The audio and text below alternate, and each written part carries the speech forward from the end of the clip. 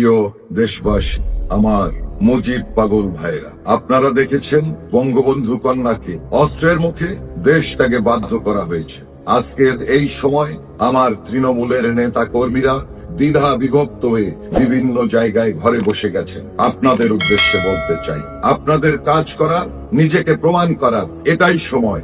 দলের সব সময় অনেকে দলে নাম লিখিয়েছেন, কার্যত তারা এই মুহূর্তে আসবেন না, আসেন নাই এখন পর্যন্ত। তাদের জন্য বসে থাকলে চলবে না।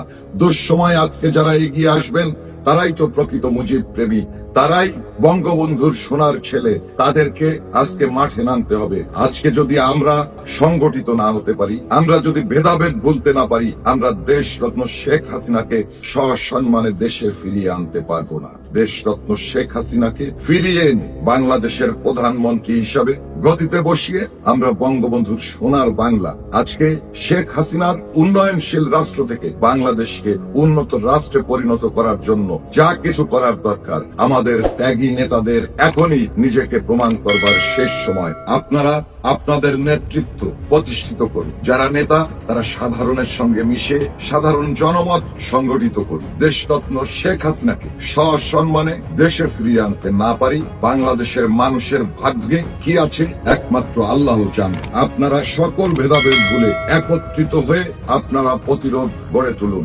আপনাদের কাছে অনুরোধ জানাচ্ছি, রাস্তায় নামুন, প্রতিবাদ প্রতিরোধ করুন। দেশরত্ন শেখ হাসিনাকে সসম্মানে দেশে ফিরিয়ে আনি। জয় বাংলা, জয় বঙ্গবন্ধু।